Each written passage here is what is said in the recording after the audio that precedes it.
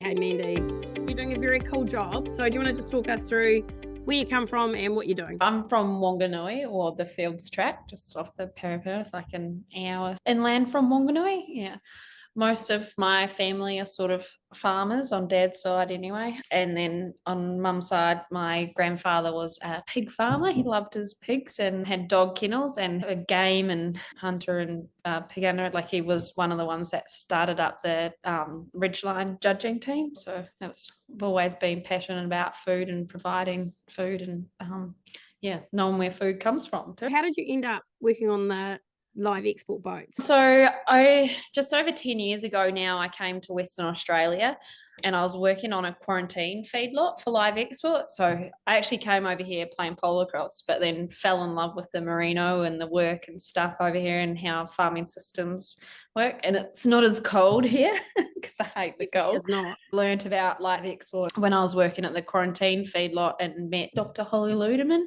It was something I always thought about, but back then I wasn't too sure. And like being young and being a woman and being on a ship full of men at the time, I wasn't sure if it was for me. But always kept in touch with Holly. And then I went off working on different sheep farms and managing sheep out in the wheat belt and different places to do the onboard stock person's course. You need to be accredited. And it came up in Darwin, and if you're a YLN, which is Young Live Exporters Network member, it was like partially funded. It was only a couple of $100, whereas normally it's over a couple of grand. So I was like, bugger it, I'll get the flights up there. I've always thought about going to Darwin and I'll give it a crack, and really enjoyed doing the course. And that made me think this is something I could actually do and would enjoy. But I also at the same time, because sheep are my predominant passion, and the sheep voyages are longer, like they're generally at least 2 weeks. And I was like, well, if I get on there, what if I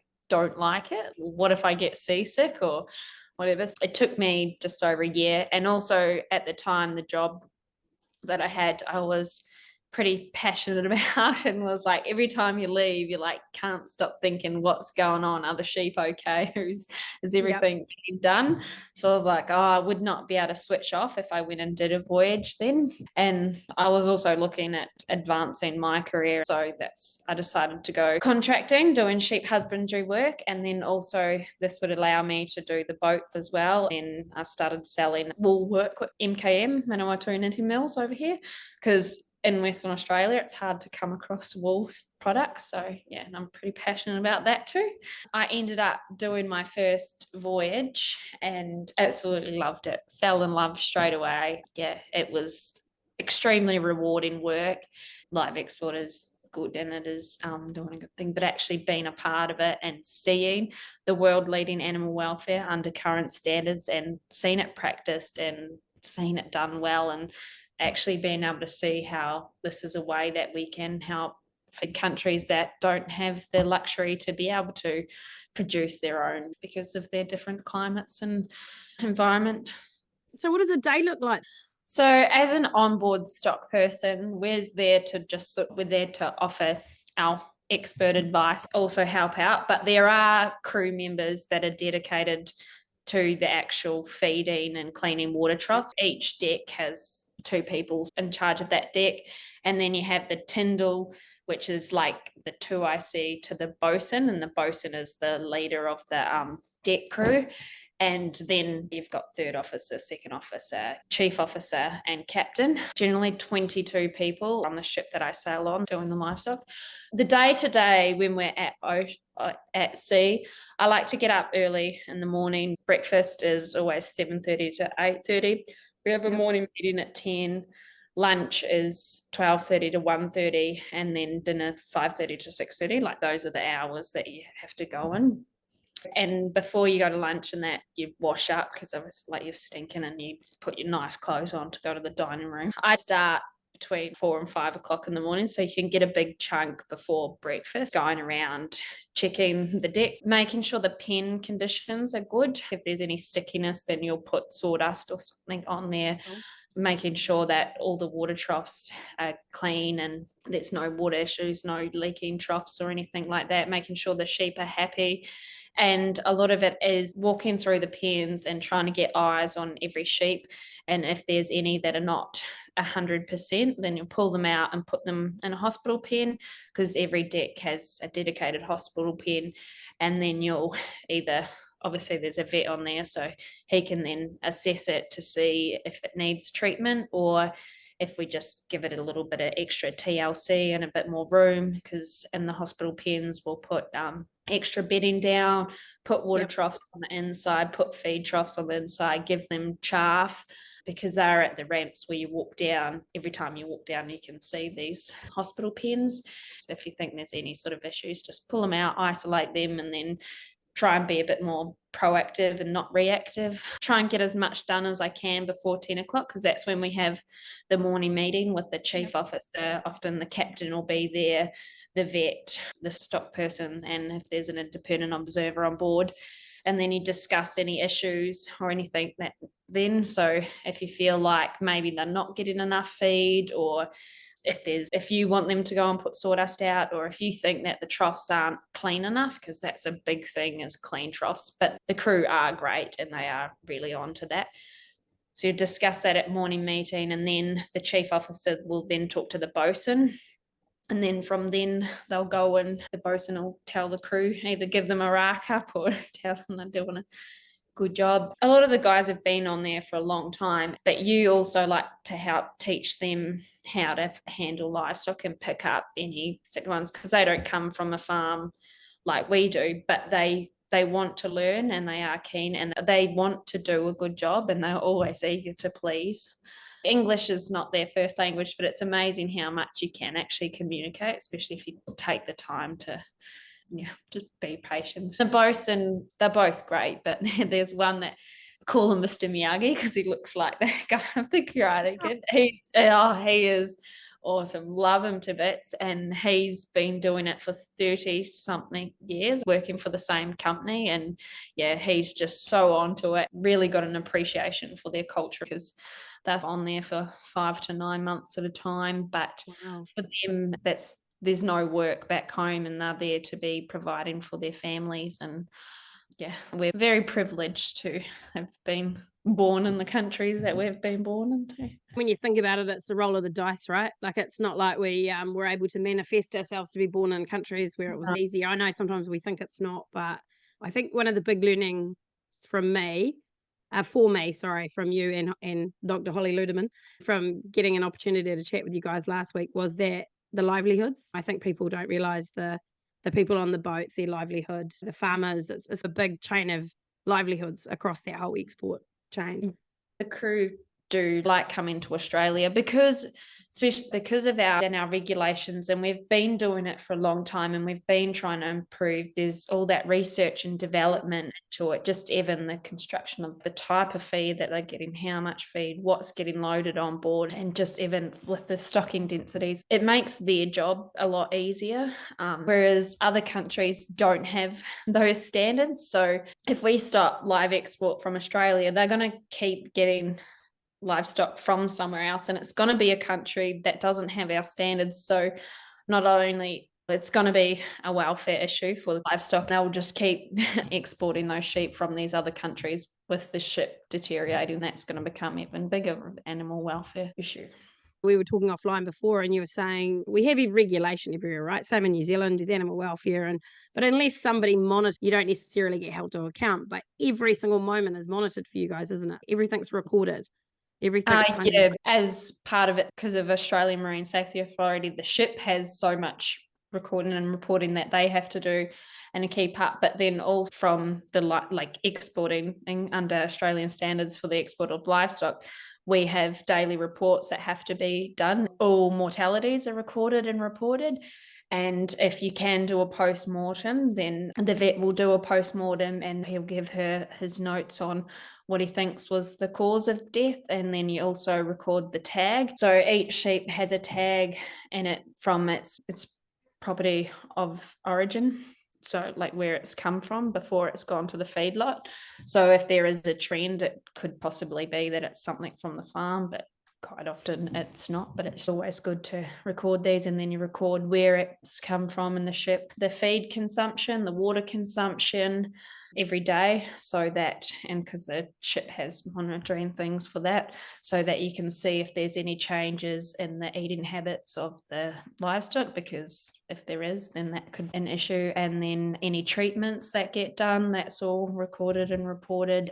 Temperatures, we have kestrels on the ship, so on every deck there's little digital things, the humidity and the temperature. So yeah, it's a very regulated industry. So it's one thing to have world leading animal welfare standards, but to have it so regulated that it is practiced, and it is also, you'll get independent observers, so they're taking different lots of data as well to make sure that everything is being regulated. You care so much about the animals. You're going to call something out. If something's wrong, you're going to call it out and get it fixed. You're not going to sit there and say nothing. That's the thing with the exporter that I have worked with. They'll engage me to help with the quarantine assurance inspections at receivals. So at the quarantine feedlot, with everything that comes in gets checked, make sure there's no lameness, blindness, scabby mouth, pizzle issues, make sure that they're not used when they're not meant to be. I get to actually have a look at all the sheep coming in and help with that. They are there for at least 5 days, so they get to adjust onto the pallets and everything like that. And then at loading, so I'll be there from the start of loading. We'll have a meeting before with the captain and the chief officer of the ship and the exporter, myself, to see what the voyage instructions are, if there's anything specific, if we're going to certain countries, because everyone's there for the best possible outcomes. If there's any issues throughout the voyage, just in general, we'll always have like a debrief meeting afterwards. I'll send like a stockies report, like a summary report, because we're always there to look to improve, to do better, and see what works well. It's always good to strive to do better. Even just hearing you talk, I'm like, holy smokes, I don't even do that with my horses. It's heavily monitored. I think that's something that, like, how does it feel then when you know this is heavily monitored? You know that you're a stock person, you've grown up around animals, you love animals, and you understand the food system. How do you feel when there's somebody who's basically looked out their kitchen window and claims that they've seen something terrible or whatever? And how does that?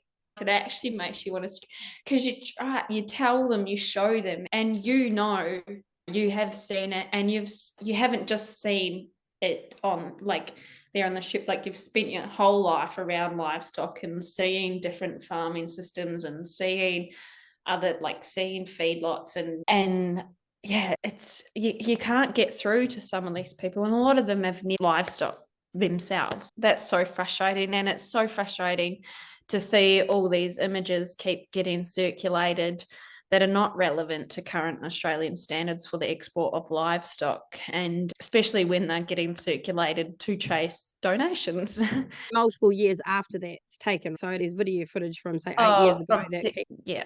And that is so frustrating. And especially to such as RSPCA, which are meant to be an organisation that is like generally do better for animals and animal welfare. And you hear them making a lot of noise about this live export, but you don't ever see them, like they don't come and do a vessel tour or don't come and do the real research themselves. A few years ago, there was a big fire out in Corrigan. A lot of sheep got caught into it. It was a bad one. And this was before I'd started working in live export, but I contacted Holly that morning and I was like, because Stephen Bolt, who's another Livestock Collective director, his farm was one of the ones that got impacted. And Holly said, she was trying to organise to come out because there weren't many department vets available at the time. So Holly came out, and then so we had to go and help euthanize and assess the sheep and stuff like that. So I just jumped in the car with her and things like that. And there's none of these RS people around. Is this on a farm you're talking about though? Yeah, we'd volunteered our time because there was no one else to go and do it. And you don't see these organisations then that screaming about how cruel live export is, and it's like nature's cruel too, and she's out here that done a horrible thing, and that sort of stuff's quite traumatic too, isn't it? Because you're not euthanizing a sheep, but you're going through hundreds depending on what the fires were like. And because you're out there doing that because you care about the welfare, and there's a suffering sheep, that's a serious welfare issue, and you just sometimes, the best thing for it is to euthanize, and you've got to get out there and do it as soon as possible so that they're not suffering. I spent quite a lot of time with both of you and Dr. Holly Ludeman, and it's, that I'm like a bit crazy about animals. I cuddle my cattle, I don't eat them and things, but I eat other people's. So I want to be really clear that I actually do eat meat. But I think sometimes we get stuck in our own perceptions of things. And it was really interesting when I heard people talking around sheep getting grain and people thinking that was bad.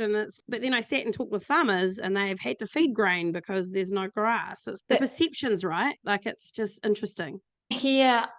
So WA is a hugely broad acre area, and not just every grain can go and get turned into human feed. There's a thing, there's moisture, there's levels, there's protein levels, there's foreign matter, there's weeds and stuff, and there's lots of things that a grain can get rejected for, and then that becomes good sheep feed. And the same, like, a lot of sheep feed is lupins, which is a high protein legume, and that is not really, but it is awesome for fixing nitrogen into the soil in our poorer areas. So that's a good part of your crop rotation, but it doesn't become human feed. You can use it as a sheep feed. I talked to a farmer who very quietly, it wasn't dramatically dumb, had said that they were very close to almost begging a processor to take their sheep for nothing. Like, it's feed, it's animal feed. It's because there isn't another source of feed. In New Zealand, you could get a ton of carrots for $10. And beautiful carrots, like delicious, but they might have a little bump on them or have the two legs, and they're all washed and everything. And that's because I think somehow we as people, and because of our, I don't know, privilege and stuff, we've just become so fussy, and it's like, why do we need a perfect looking veggie type thing? But it's not unnatural for the sheep either. And this is one thing that I think, again, it's back to that, when they're in the ship, they are hanging out. It's not like they go and find a space individually at home, is it? And they're probably panting under a bloody tree when it's hot, or they're eating grain because there's no grass, or they're drinking water because they're hot. It's just a natural, like, it's actually not super unnatural, I think, sometimes. And even I had that. I was even like, oh my God, the poor things. But then the more I learned, the more I was like, oh, actually, this is not that too dissimilar from what they'd be doing. I think you find a lot more with the merino too. They like being together, and they camp together in one big pile, and they'll pile up under the tree. And especially when it's hot too, and they'll even stand in the paddock in a mob, because the way that wool is, and especially merino wool, like, it's a way to cool them if they're touching each other, like, it cools down. As long as they get to express their routine, and that's why on board they pretty much get fed ad lib, but the feed system goes twice a day, like, it's all automated, and so they get to do their eat, drink, shit, sleep, repeat kind of thing. They're happy as long as they get to express their routine and they're there and they have enough space. I used to have my pets here in the front paddock, and I'd watch them in the same time every day. Like, they'd camp underneath the shed, and then they'd go out and they'd do this big 4K walk, but they'd do the same route every day, and they'd go and they'd eat and they'd walk bloody 50 meters and have another mouthful. But I think sheep just have this perspective that there's better feed up there. And it's like, even if you are feeding them grain of these same pets now, they'll keep eating, like, pretty much choking as you're tipping the feed out off the back of the ute. There's that other bit of feed coming. They're not doing this big lot of exercise because they want to exercise. They're just doing it even on the ship, and they're in these pens for 2 weeks sort of thing maximum, and they can still walk a bit, like they do the little, but they're content. I know what a stressed animal looks like, and these sheep on the ship, they've got their water there, they've got their feed, they can do their routine, they're in shade, they've got good ventilation, so they're happy and healthy. Well, look, and it sounds too, we were talking again off here before around that welfare side of it's monitored, but also for the humans. You've got, what have you got, electricians on board, you've got engineers, so anything that kind of might go wrong gets fixed pretty quickly. There's like 52 people on the ship at a time. Wow. So obviously you got all the livestock, the 22 whatever livestock people, and then you've got all the like the donkey greasers that their job's just going around greasing the machine, and then you've got the engineers and you've got an electrical engineer, and you've got the chief officers and stuff like that. Like there's a lot of people on the ship that are experienced. I think it's Twitter and Instagram. You do cool videos when you're on the voyages. And is it Rattle Your Dags? Rattle Your Dags is my business name for the contracting and the clothing. So I think that's on Twitter. It's Rattle Your Dags, and then but I do have a Rattle Your Dags on Instagram. But the main Instagram is Miss Ray, because I started the Instagram. I don't know.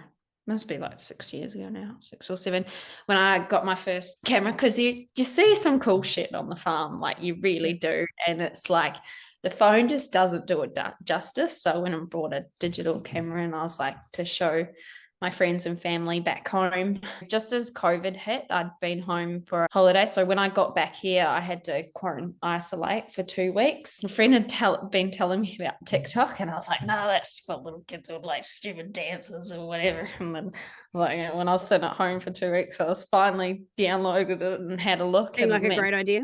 Started making some videos of like random stuff from the farm I'd been, and then that sort of started getting a bit of traction, and then on Instagram started posting some reels and stuff too. But I'd also done a livestock leaders course, I think it must be like 4 years ago now, which with the Livestock Collective, and that was about advocating online and doing things, or just even having conversations with the public. But that was a very valuable tool to have, because they talked a lot about shared values for having conversations, like listen, ask. Don't just jump to the defensive side when someone says, hey, look, animal agriculture is cruel or whatever. It's even though that's really what you want to, it's find out why they think that, and then to be able to have those constructive conversations to then do it. And you don't have, like, you're not there to change everyone's mind.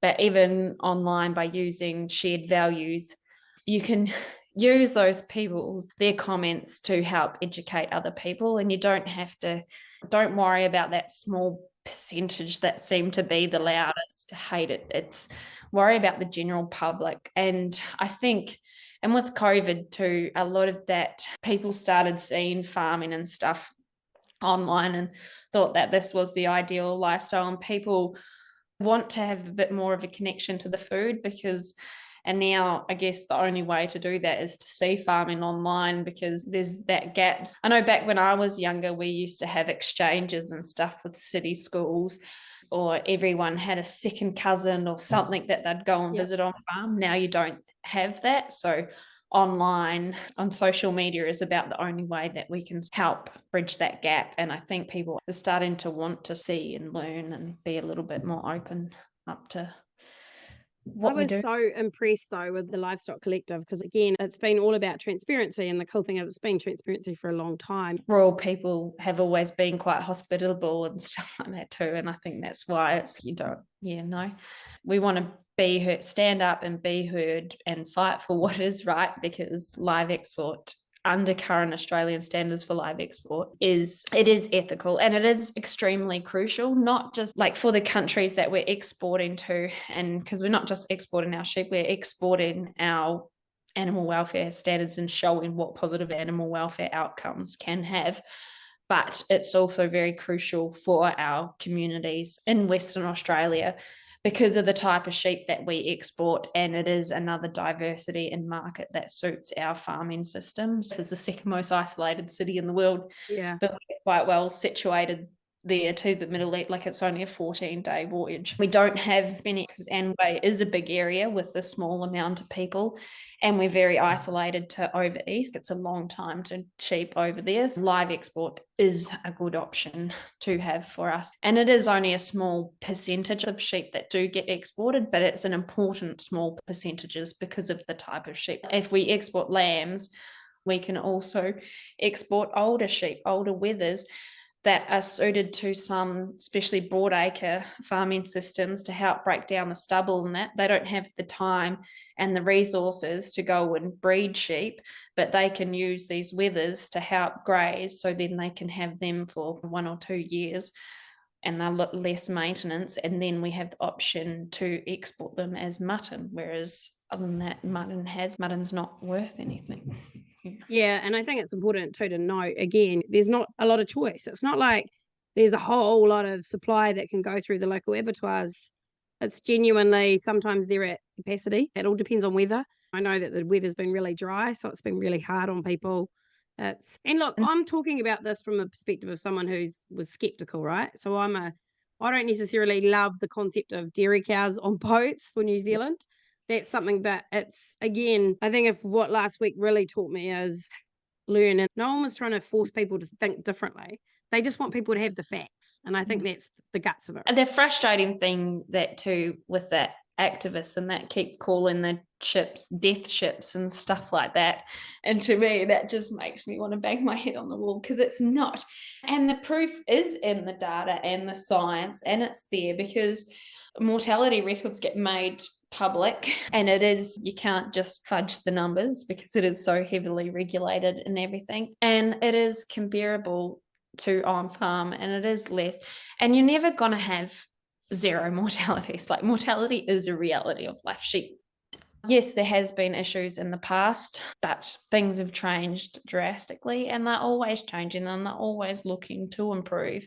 Even under perfect circumstances on farm, they do die, but you get disasters on farms, like the fires, or you get random cold snaps of weather or floods or different things. Like, there's disasters do happen. We can do our best to minimize the impact or make sure that they don't have an impact, but it's always gonna happen. And even with live export and the introduction of SCAS, which is Export Supply Chain Assurance System, which makes sure that the exporter is responsible for the animal right up until the point of slaughter. We have had such a positive impact in market on just with facilities, education, and influencing them on better animal welfare practices and the positive outcomes that can have, just the quality of meat and the survivability. The regulation goes right to the point of death, doesn't it? There's monitoring. So that's regulate. So there's under SCAS, there's independent auditors, and then there's the exporters will have their person that's making sure that everything is going well. There's the regulator that's in charge of it, but the good thing is, like, the independent auditors there, and they're not from Australia or anything, so they're there to be independent, and there has been a breach and minimal breaches of SCAS, but that's a thing we make changes if that does happen to ensure that it doesn't happen again, whether it's extra traceability or whatnot, but all that you can do is improve from then. Look, you're going into another country with a completely different culture.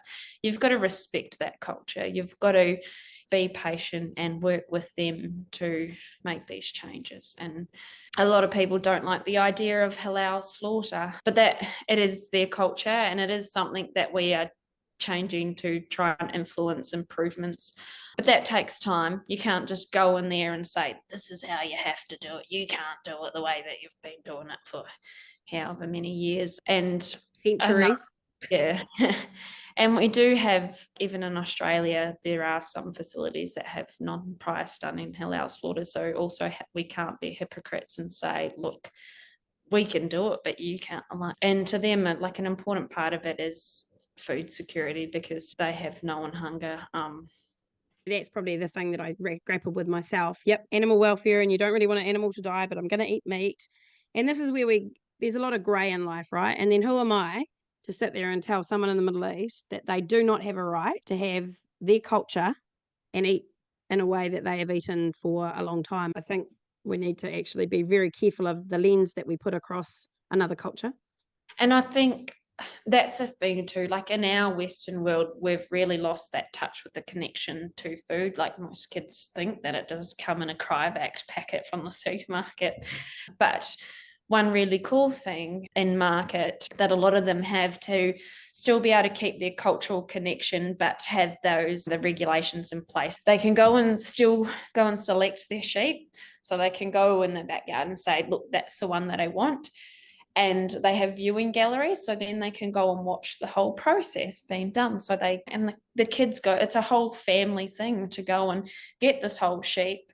And then they go and have the whole and they eat the whole sheep, which is very impressive. Like the whole sheep, we're talking nose to tail, aren't we?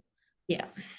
And they're seeing it being done, so they have that connection to their food. Again, who am I to say, hey, I don't want an animal on a boat and I don't want it to die.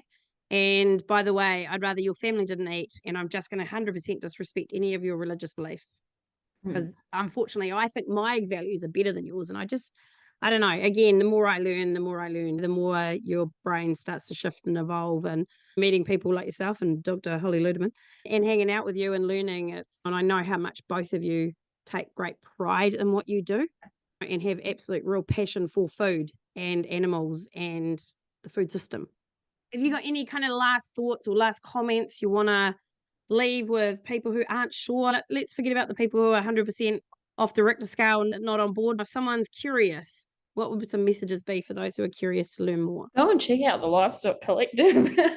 It's awesome. It is transparency and education and sharing stories. So on there is a lot of footage, because myself and Tiffany and Holly, ones of us that have been on there, have taken footage and then creating content and show people what it is like, give an insight into what it is, what it's about, and why it is important, and to show stuff in market and show the changes that have been made. And you can just see it for yourself, and you might still find it confronting. You might think that sheep should be in these big wide open spaces. You generally will see they are content, they are happy, they are healthy, they are well looked after, and we're feeding the world.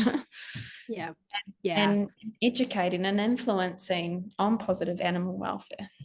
The Livestock Collective is such a great resource for someone who wants to learn, for someone who wants to understand and ask questions. You said it before. What was the term you used that you learned on the course around the value connection? Shared values. Shared values, and that listen, ask. Yeah, just ask the questions and have the conversations with people that that know themselves, that actually have had that first-hand experience. Last question, what's your greatest wish for the ag sector in Western Australia? Shorten the connection between the urban and the country, like the consumer and the provider. If somehow we could just bridge that gap a bit more, that's the thing, because I think that's where a lot of our problems come from. Mandy, you're awesome. I'm so grateful for the time that I got to spend with you. And Dr. Holly Ludeman, she's going to hate the fact that we've called her that every 5 seconds through this.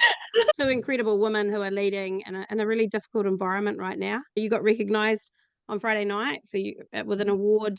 Had no idea. I would not have thought in a million years it would be me. So I was like, I think I was a little possum in the headlights there. Take that on board, that people have recognised how much you are giving to the sector. All the best to you guys with what you're doing, and just keep helping people understand. I think if we can all understand more, we can actually share those values and find that middle ground that I think's just been missing for so long. Yeah. And keep the sheep. Keep the sheep.